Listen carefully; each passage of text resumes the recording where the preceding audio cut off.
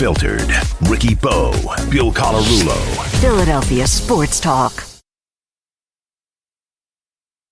97.5 The Fanatic and 97.5thefanatic.com. That the guys get hit like a linebacker coming through the line to hit a running back. So what are we really complaining about?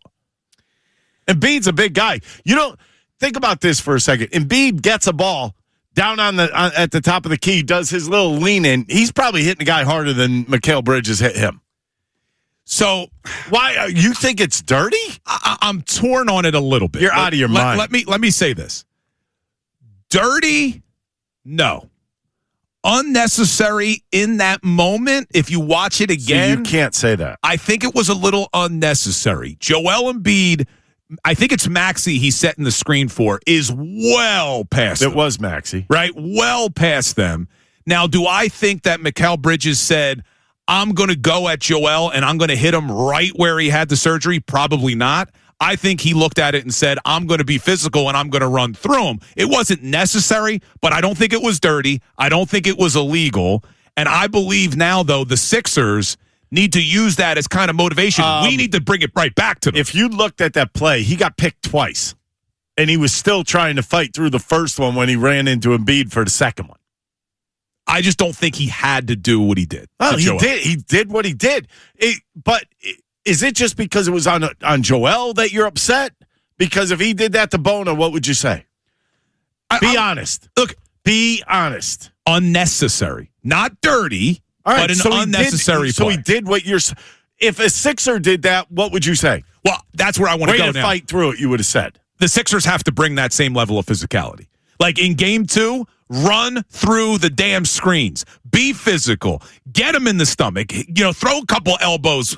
Don't get thrown out of a game, but throw a couple elbows. This is going to be a physical and a little bit of a dirty series. Yeah. But here was Joel now. He got asked about it. So the Mikal Bridges play, if you haven't seen it, we played it for you, the audio. But in essence, Maxey is coming around, and B goes to set a screen. Bridges runs right through Joel, and he throws an elbow right into his stomach. Here was Joel Embiid. I got hit on it. I don't know if it was, obviously based on what's been going on. I guess I got to protect him more, so I don't know if it was dirty or not. So, yeah, I guess I got to do a better job of protecting my, especially that part. Do you remember the play that happened? Was it a screen at some point? Or? Yeah, it was off the screen. I don't think that was necessary because screen, Tyrese was already gone, and it was kind of like, after the play. I just felt like it wasn't necessary, but we move on. It's whatever, it's playoff basketball. So, if that's the reality of it, I guess we got to go out and be physical too and do it too. I agree. That's a good answer. I agree 100% with Joel. It felt unnecessary, especially when you watch the replay again. Then why was he – if Maxey was already by him, why would Joel be given a pick then? Well, I'm watching the replay again right now, and Joel is standing his ground. It looks like he moved to give a pick. Listen, it looks like Bridges is about to run around him, and Bridges changes course to run directly into Joel long after Maxey's gone. But he already was picked right before it. He was kind of going in that direction. He was trying to catch up to his man, which he wasn't going to get to, yes. I don't think so. Now, I think it was intentionally just to get physical with Joel, which is fine. It's playoff basketball. I'm not saying it's dirty. It was unnecessary, but I understand why Bridges would do it because it's playoff basketball and you want to be physical. Look at the VJ pick on him first. He actually sends him Joel's way. He wouldn't even been near a pick if VJ doesn't set that like that. Yeah, he goes around VJ. He doesn't. He gets pushed around VJ. And then he goes through Joel. Listen, look, I'm very curious where Sixers fans, Knicks fans, if you're out there, man, I can't believe I'm soliciting for Knicks fans because I can't stand you. But Knicks fans, Sixers fans, did you think that was a dirty play from Bridges? I don't think it was dirty. I do think it was unnecessary. Was it a hard play? Yes. Is he playing the game of basketball hard like you should in the playoffs? I guess. Now the Sixers got to match it. Your Sixers got to come out in Game 2, and you got to be just as physical. Point? Yes, but they weren't as physical in Game 1, not by any means. Right, then why are you blaming somebody else? not blaming anybody. I'm pointing out the fact that it was an unnecessary play by Bridges. If it's a 1-point game and that happens, are you talking about it? It was a 16-point game at that point. No, that's not what I asked you. The score is irrelevant. I would have the same opinion if it was a 1-point game, a 16-point game. Not dirty, a little unnecessary, but I get it. It's playoff basketball. The score is irrelevant. Yeah, it's playoff basketball. But I think if I'm Nick Nurse, I'm showing this replay over and over again to the Sixers and saying, I would say, this is how they want to play. We're going to match this physicality. You better be running through every damn pick on Wednesday night. Right? That's 100% right. That's how you should play it. I agree with that. All right, Silvana said text board's already blowing up with people's opinions about this. So send your text, send your voice memos, your thoughts on the Mikal Bridges play. Dirty, unnecessary, just playoff basketball. 610-632-0975. What are people saying on the text board, Silvana? All right, we got a couple of different opinions. We have this texter that says, totally agree with Ricky. If you're a defensive lineman and you know the opposing quarterback has bad ribs, of course you are going to hit him there. It's part of the game, and if you're going to cry about it, then don't suit up. Joel can play physical too. Yes, Joel could play physical too. I think that's the point we're getting to. Yeah. I mean, it's a good point. You're right. You go after people's weaknesses. I think it's funny. Like, you've never seen Joel knock somebody on his ass. He's done it. And have you seen people come into him harder before? Yes, you have. But Joel gets called dirty all the time. See, this is because he's got an injury is why you're upset. If he didn't have an injury, Joel would have just taken that and he would have just stood there. Yeah, he's a big guy. Yeah, he puts his elbow right into his stomach. All right, well, let's go to the phones. We'll get more of your text shortly. Get them in. Your thoughts on the Mikal Bridges hit on Joel Embiid, 610-632-0975. Remember, send your voice memos. We hear you coming up at 3:45. I'm sure a lot of people want to weigh in on this. Let's go to the phones because Bobby from Fishtown has an opinion about this. What's going on, Bobby? Hey, Bill. I literally don't like saying you're wrong, but you're absolutely wrong here. It's all right, my man. If Embiid's going to set the pick, you got to expect to get hit. I mean, Mikal Bridges is 5 pounds. Can you imagine it was OG? And he's chasing the fastest player in the league. Let's remember that. He's absolutely chasing the fastest player in the league. He's out there setting the pick. What's Mikal Bridges supposed to do? Miss 2 picks? VJ sets the first pick, and Embiid sets the second pick. He has to run through him. It's a basketball play. Blame it on Nick Nurse then. Send Paul George up to set the pick for Tyree. Can we agree on this, though? Can we agree on this, Bobby? I know you disagree with my opinion on it, but let's look going forward now. You agree Sixers need to bring that same level of physicality in Game 2. Oh, absolutely. But can we agree that playing so close together, that's really what lost them the game? I didn't think they had a chance. I think they're still the better team, starting 5, but we have no bench. Can we agree on that? Yeah, I mean, Bobby, you're spot on. When we talk the Knicks about bench is much better. Yeah, when we talk about the lack of rest for the Sixers, the biggest issue is you don't have any outside of Quentin Grimes. There's really nobody you could bring off the bench. I mean, they brought in Justin Edwards to basically hack a shack on Robinson. Right, wait, who was it they were hacking again? It was Robinson, right? The bad free throw shooter. Yeah, it was Mitchell Robinson. Yeah. And we had that caller yesterday. Said the exact same thing. Said they should do that. What'd you think of that, by the way? The hack a shack on Mitchell Robinson. Might as well. It was like, if you're going to play him, because Karl Anthony Towns was in foul trouble, if you're going to play him, we're just going to send him to the line. It did feel like a little 4. I mean, come on. Felt a little desperation, though, at that point. Didn't it already early? Might as well. It's like, we can't stop him, so here's what we're going to do. I mean, 0 for 4. It was funny because somebody last night was like, wow, that is awful. And I think it might have been Amy was like, well, he's a 40% shooter. I said, well, he should have made at least one of them. Yeah, it was ugly. All right, what are people saying about this Bridges thing on the text board? I feel like we struck a nerve here on both sides of the argument. What are people saying? Yeah, definitely. We have Kuz who says, if you played and watched as much basketball as me, you know what Bridges did was intentional and dirty. Yeah, listen, it was definitely intentional, right? I don't think anyone can deny that. Now, I don't know if it was intentional saying Joel just had surgery, I'm going to hit him where he had surgery. I think it was intentional in that I'm going to be as physical as possible. I'm going to throw an elbow in to Joel's stomach. Is it flashing through his mind that he just had the appendectomy? Maybe. I mean, Ricky, do you think that's going through his mind in that moment? It could have. I mean, like we just had that memo about being a If you're going after a quarterback that's injured, you're going to hit him where it hurts, aren't you? Yeah. So what? So why is this any different? If you're healthy enough to play, there is everything is fair game. I mean, I'm not taking a shot at Joel Embiid by any stretch, but I just think if you're healthy enough to play, you're going to play. You're going to tell me if a guy doesn't have a bad left ankle and he's playing defense against you, you're not going to try to bust him to your right? Yeah, you're right. You take advantage of every weakness. Now, look, I might regret doing this. We got a Knicks fan on the line who wants to weigh in on this. Should I even pull him up here? Oh, I don't know, man. Why are they even listening? What are you afraid of? I'm not. It's just I'm afraid of being annoyed. It's giving the wrong. I'm afraid of being annoyed here. Giving them the. Here's where we go. So we're going to go to our man Alonzo, who now lives in South Jersey, who's originally from Queens. All right, Alonzo, the floor's yours, my man. What's going on? What's going on, fellas and young lady? How you guys doing? It would be better if there was a better game last night, but other than that, we're all right. I understand. Listen, I just want to weigh in real quick. Joel is talented, by no means taking nothing away from him. But Joel Embiid plays dirty. I didn't hear this type of talk when Joel clearly pulled Mitch Robinson by the ankle 2 years ago. That was dirty. What Mikal Robinson did Bridges yesterday, that was regular basketball. Now, did he do it intentionally knowing that the guy just came from surgery? No. That's playoff basketball. It wasn't dirty. It was intentional. Yes, being physical, like you guys said, but trying to hurt him? No. Joel Embiid is dirty. He can play dirty. Look, I agree with you, Alonzo. I don't think what Bridges did was dirty. I agree with you. I think it was intentional. He was trying to be physical. But I don't know, man. Joel Embiid he constantly gets accused of being dirty.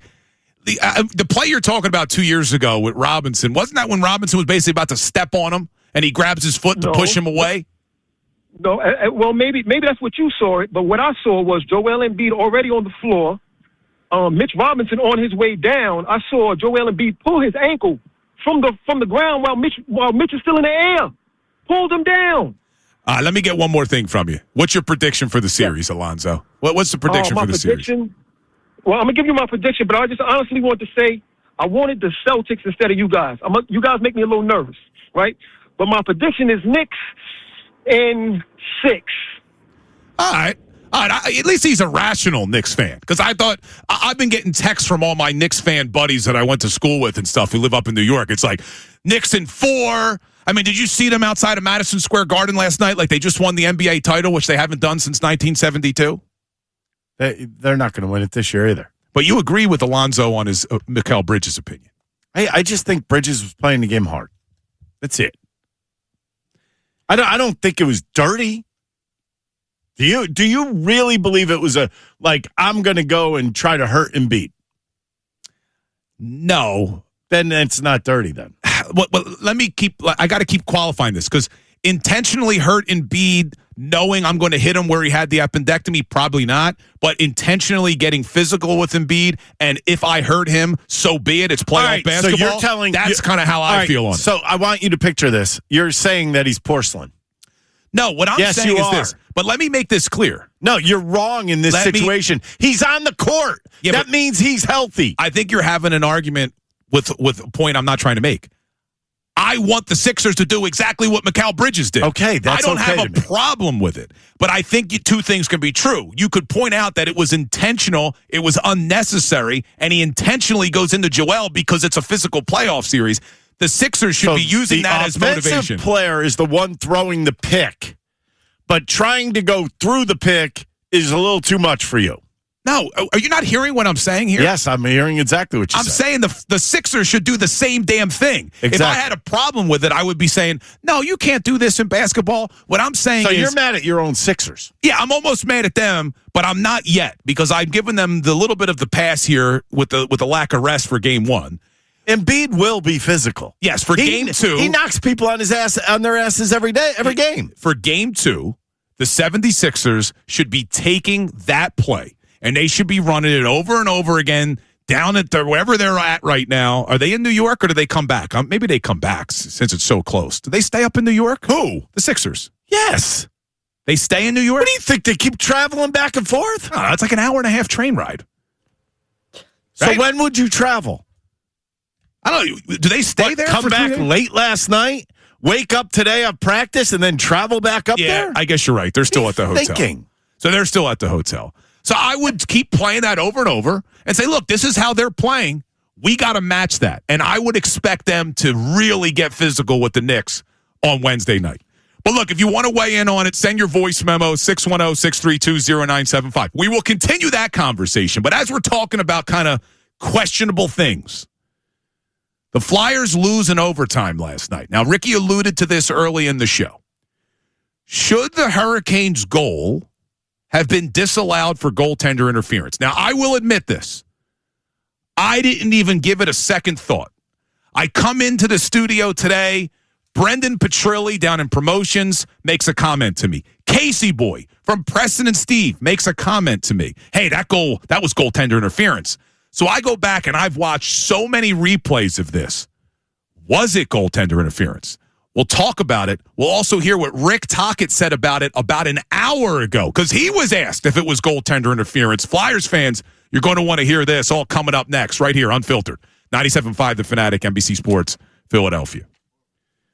All right, you got your jobs lined up, your timelines are tight, and you're still chasing materials all over town. Well, stop the runaround and start at Sequoia Outback because for over 25 years, Sequoia Outback has been the Delaware Valley's go-to for contractors who need quality, selection, and reliability all in one place. And with the largest outdoor showroom in the country, you're going to find premium decking and railing from Trex and TimberTech, outdoor kitchen components and grills from Fire Magic, Weber, and Primo, plus pavers, hardware, and everything you need to get the job done right. And if your customers want to see it before they buy it, no problem. Send them over to Hatfield, PA to see Sequoia's 3 massive showroom floors. It's awesome. It's filled with decking, furniture, umbrellas, fire pits, so much more. Better materials, smoother jobs, happier clients, and you can save big now during the Spring into Sequoia sale. Sequoia Outback on Route 309 in Hatfield, or check them out online, decksupplies.com. Experience the ultimate at Sequoia Outback. All right, welcome back in the Unfiltered. We got a crew in here checking out this smell. So Ricky and I have been sitting in here for 90 minutes, and I guess we're still kicking, so barely. We're all right. But, trying to figure out what the smell is in the studio. We're not sure what's going on, but this is the risk we take for our viewers, my man. I'm not enjoying it. No, either am I. And look, it would have been a little easier if maybe we were celebrating 2 wins last night. But we're sitting here talking about 2 devastating losses, one by 30-something points to the Knicks and the other in overtime to the Carolina Hurricanes. And a lot of people have been weighing in on the Sixers. Let's switch gears and talk a little Flyers. Because when the loss happened last night, I jumped on postgame with Johnny Marks, and I'm going to be honest, I didn't even think twice that maybe the goal should have been disallowed in overtime. However, after coming in today, hearing from Casey Boy at Preston and Steve WMMR, hearing from Brendan Petrilli down in promotions, I started looking at all of the replays, and you can clearly see, and this is not sour grapes or making an excuse, it's just the reality of what happened. You clearly can see a Hurricanes player take his stick, he slashes Dan Vladar's glove hand, and then presses down, and the stick is pushing down on Vladar's glove hand, and then the puck goes in the net. NHL Rule 69, Ricky, hold on. This is NHL Rule 69. Clearly states a goal will be disallowed if an attacking player impairs the goalkeeper's ability to move freely within the crease or defend their goal. Goals are overturned if the attacker initiates intentional contact inside or outside the crease, or if they are in the crease and obstruct the goalie while a goal is scored. Furthermore, in the Stanley Cup playoffs, every overtime goal is automatically reviewed by the NHL Situation Room. Was this goal reviewed? What was the explanation? I'm not even saying it had to be a penalty. It was not reviewed because did you see that the key on this is Brindamore? Did you see him while he was walking behind the bench, kind of like peeking out, like, are we good here? Because he had a feeling, right? Yeah. So, look, I don't want this to sound like we're making excuses again here, but according to the rule, the goal probably should have been disallowed. And I'm not even saying it had to be a goaltender interference penalty. Sometimes they just disallow goals. They call interference and the goal's disallowed. Now, Tocchet met with the media right as we came on the air. I have not heard what his response was. Patricia Caputo, who's behind the scenes today, was listening to the press conference. She pulled the audio of Tocchet being asked, was that goaltender interference in overtime? Here's Rick Tocchet. The NHL does it when it's overtime like that. They handle all that stuff. So if they deemed it was interference, they would have called it. It doesn't really come. It goes to the league, the NHL when it comes to that. So I'll be honest. When I saw it today a couple of times, even more, I don't know if it's interference, but it was a lot closer to interference than I thought. To be honest with you, I feel the same way as the coach. That's the first time I'm hearing the audio there. Like, I didn't think about it last night. And I thought when I came in, maybe it was just people being homers saying, oh, it was interference. No, it definitely was. It was interference. There was something about like, when you put the stick on top of the glove, you're intentionally doing this. Like, it was almost like a slash. Like, he slashed it out of the glove, and quite frankly, it comes out of the glove and goes right into the another stick and in. And then, according to the rule, why wasn't there a whistle? That puck was gone. Even if there's no whistle, according to the rule, it would have been automatically reviewed, and if it impaired the goalkeeper's ability to move freely, then it's interference. The stick not only slashes his glove, it presses down, and you can see Vladar can't move his arm. It's right out of the rule book. You know what? The more I look at it, whose stick was it? It's the Carolina player, for sure, because if you watch at the end of the clip, he doesn't have his stick in his hand anymore. He literally had him pinned down. Yes. That's not right. Listen, not to make Flyers fans even angrier today, because you outplayed him in overtime, that goal should not have been allowed. And I want to hear from Flyers fans on this. Are we crazy?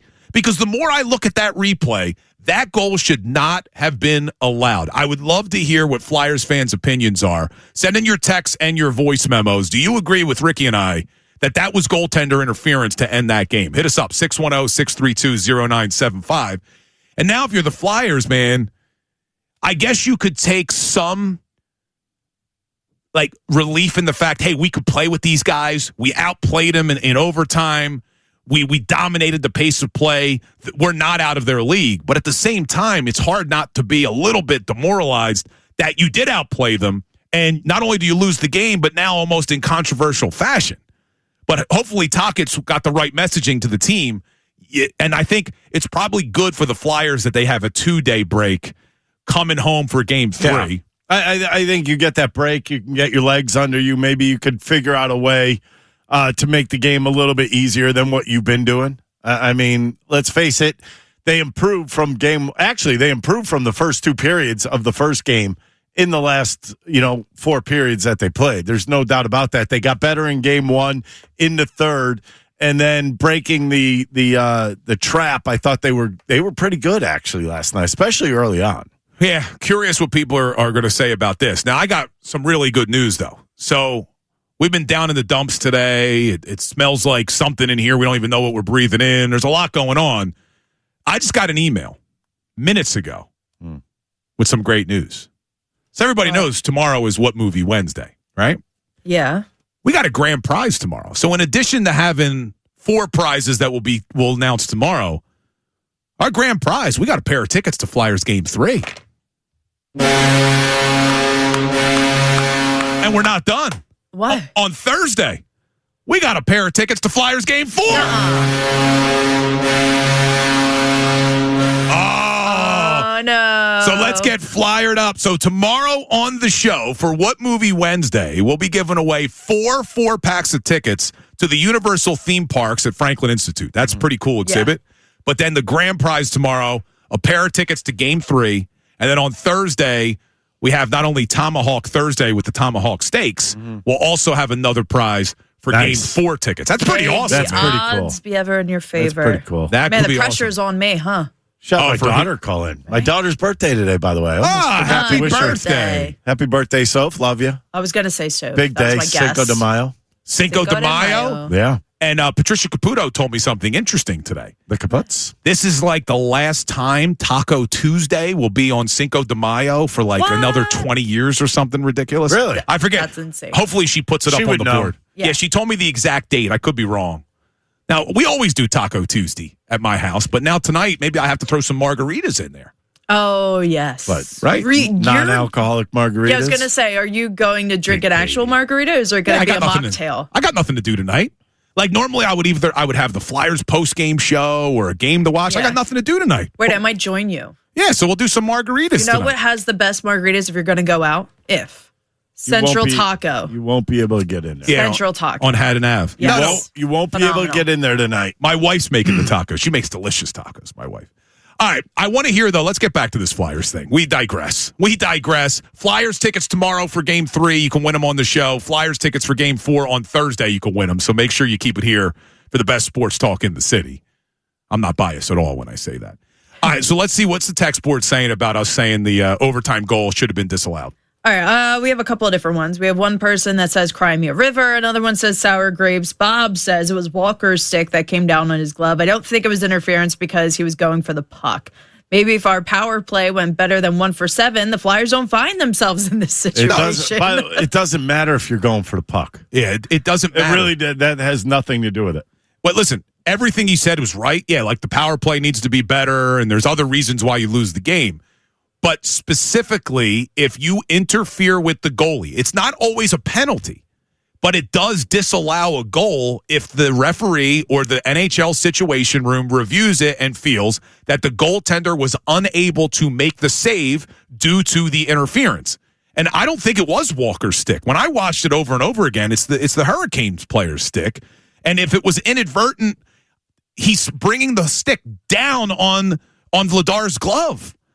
I'm telling you, man, I thought just like... It was a little fishy. There's no doubt about it. It's a little fishy. And now that you look back, Vladar did not leave the net. He didn't leave the net. And did you take a look at the video again with Brindamore? No, I got to find walking off the ice, and then he kind of hesitates before he leaves the ice and looks around to see if anybody was going to do anything. These coaches aren't stupid. They see everything. Man, I hate to be the guy coming on here and acting like I'm making... You are kind of being a big baby. I mean, You don't know if they would have won or lost anyways. No, in the long run. But in hindsight now, you just want the calls to be correct. And you're right. 1 for 7 on the power play, not good enough, right? TK has the game on his stick. Michkov had the game on his stick. Porter Martone had a golden opportunity. TK cannot miss the net from 15 feet out. But that play should have been disallowed. I agree. Should have been disallowed. They should be still playing. They would definitely have gone to a second overtime. Is there anybody on the text board who agrees that it was interference? There's everyone saying no, it was a good goal. I mean, we have one person that says you can see Vladar sitting in his net while the Canes were celebrating. He knew the goal needed to be reviewed. Bill says that, but that's about as close as Daj will get.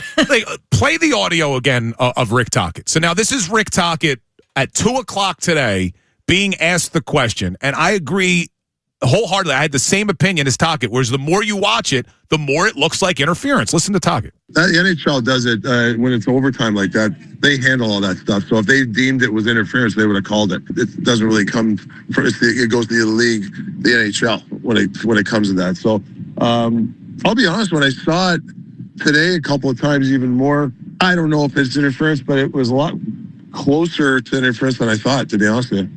Yeah, I have to say, the more you watch it, and I slowed it down today, the more I watched it today, I'm like, oh my God. The more you watch it, especially in slow motion, you would say that's interference. Or it's slashing or whatever, some kind of penalty. But here we are. Down 2-0. Having to sit in the smell of gasoline. Down 2-0. Yeah, whatever it is, stenches, it's bad. Sit in the smell of gasoline, thinking about 2 lost opportunities last night. I mean, really, the Sixers didn't have a lost opportunity. They just got crushed. But the Flyers one stings more. What hurt you more last night? For me, it was the Flyers loss. Because the Sixers, I just chalked it up. They weren't ready to play. The Sixers, when that game began, you knew it was over. So you and I had talked about it. So the mental health thing yesterday was talking about the Sixers could possibly be a little tired going into that game. And it came to fruition. You knew it was happening as soon as that game started. And by the time it was halftime, you could zone out. So one of those... It's a lot easier to lose by a ton of points than losing in overtime. And that's exactly what the Flyers did. When they went and lost in overtime, I think that's a dagger. It was a dagger in the hearts because you were up 2-0 in that game, and they come back later in the third period. They end up scoring. Now it's 2-2. You're going to overtime. You even had a power play there at the end of regulation. In overtime, they had a power play. In overtime, and they didn't score. So, yeah, it's a little disappointing. All right, so here's what we got going on. We Hear You Part 1, the best voice messages so far coming up next. Remember, though, there's still time to get your voice memos in because we'll do it again at 5:25.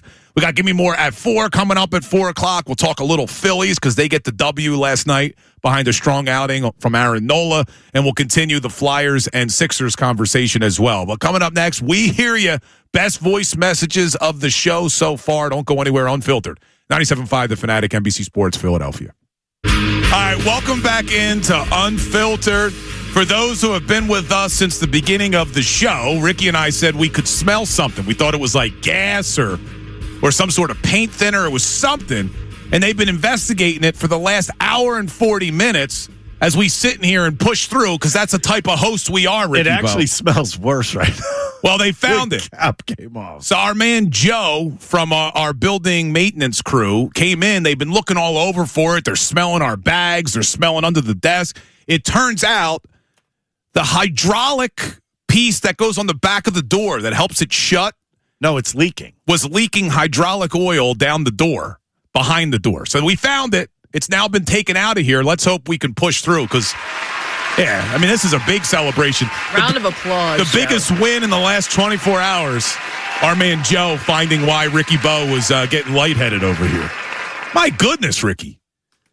I could still smell it. It'll take a bit. You probably got to fan out the room when you get out. Well, thank goodness it wasn't something worse. We're sitting here for an hour and 40 minutes. It's like, yeah, we don't know what it is. Well, I guess the worst thing we could get is respiratory irritation, headaches, and dizziness. So we're not too bad. But a big thank you to everybody who is texting in and sending their voice memos in, telling us to get out of the studio because they care about us. We do appreciate it. But we pushed through, and here we are. So we got We Hear You coming up, part 1 in a second. But let's just update the Twitter poll because we threw the question out to the masses. Which team is more likely to come back and win the series? Is it the Sixers or is it the Flyers? Ricky and I both made the case on why we do think it's the Sixers, although we're not ready to wave the white flag on the Flyers either. But Twitter poll standing strong now for 2 hours, thanks to Dr. Abvidon Appel of Iron Mountain Men's Health.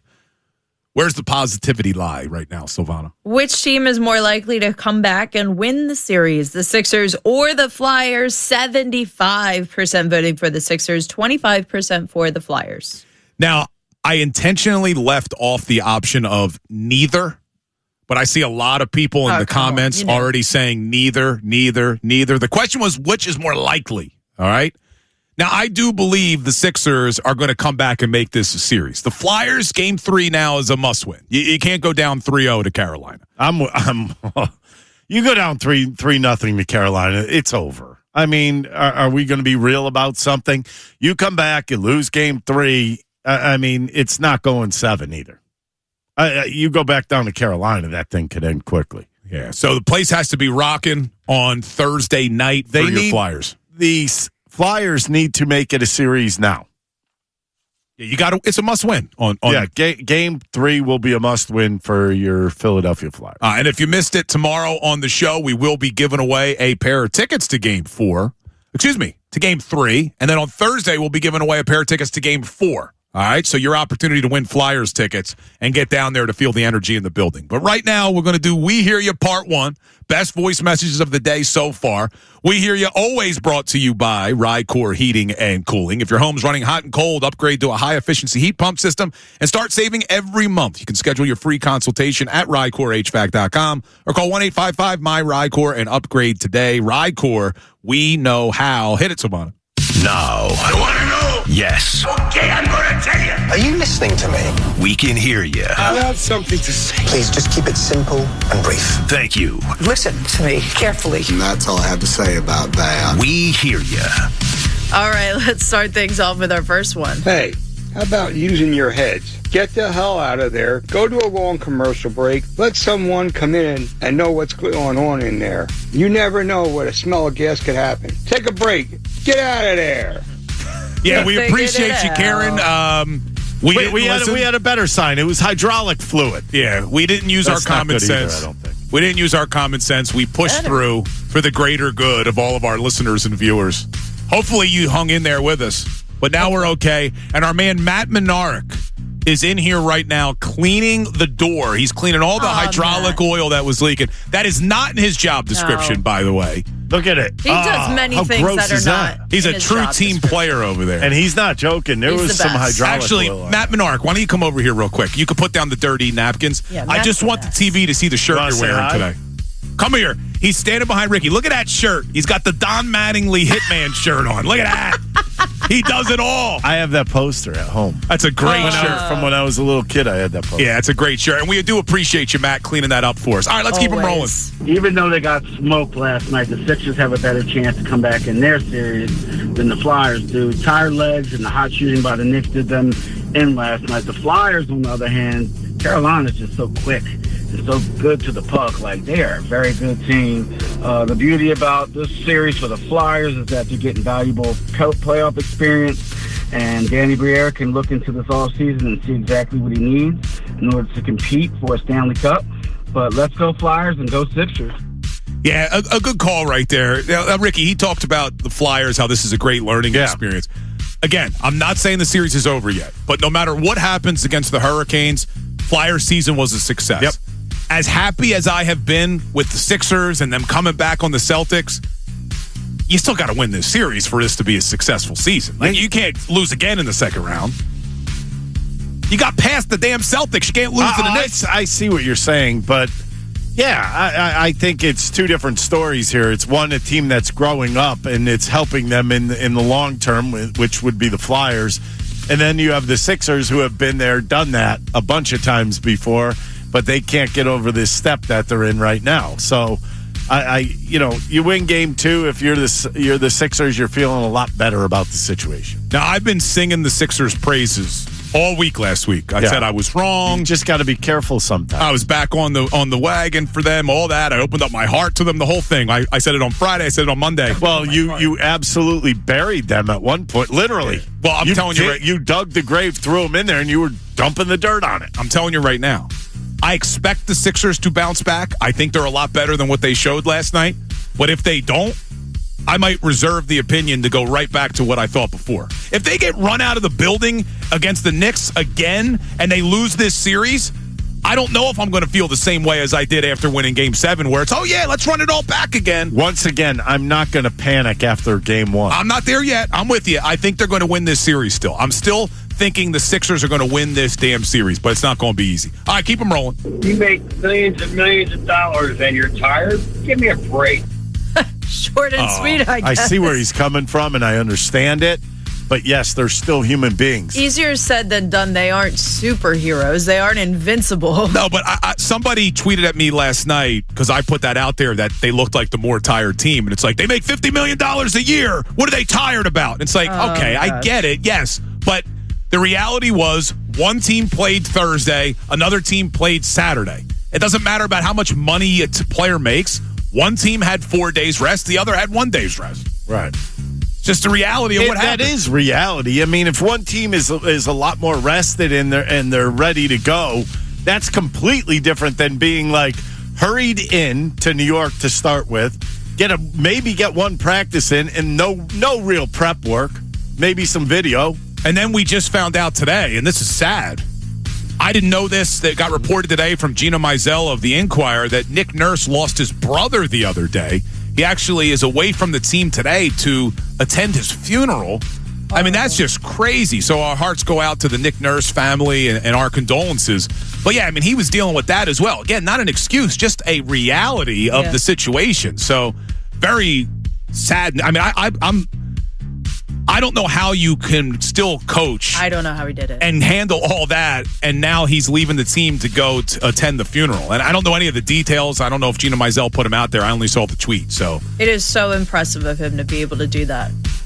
All right, how many more we got, by the way? We have one more. All right, let's get it in. I know it was only game 1, and you lose by 50 or you lose by 3, it's a loss in the books. But this New York Knicks team is very poised. They've been here going for the to the finals trying to get to the last 3 times, this third time or fourth time.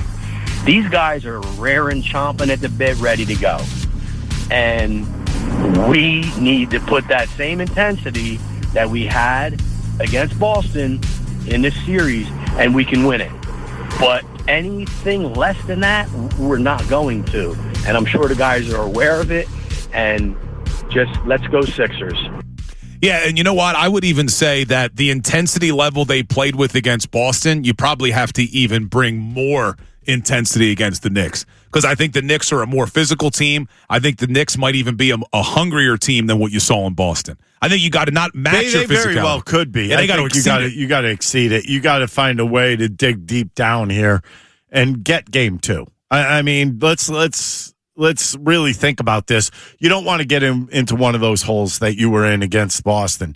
I think you win game 2. At least you send a message to the Knicks that we're not just going home. We're not going under the covers and waiting for the boogeyman.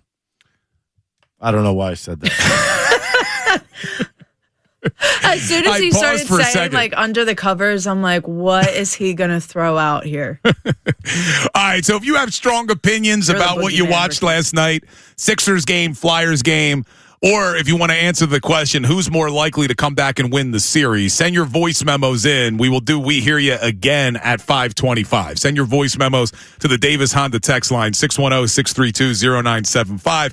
Coming up next, before we get back to the Sixers and Flyers, we got Gimme More at 4 with Silvana, and then we'll also do a little Phillies talk, because the Phillies have won 6 of 7, and last night behind the arm of Aaron Nola, we'll get Ricky Bo's analysis on what he saw from Aaron Nola last night, and we'll hear from Bryce Harper on what's going on with this team winning 6 of 7 under Don Mattingly. I thought he gave a really interesting answer. Not sure I liked it, to be honest with you. So keep it here. Give me more, and then we'll hear from Bryce Harper next, Unfiltered. 97.5 The Fanatic, NBC Sports, Philadelphia.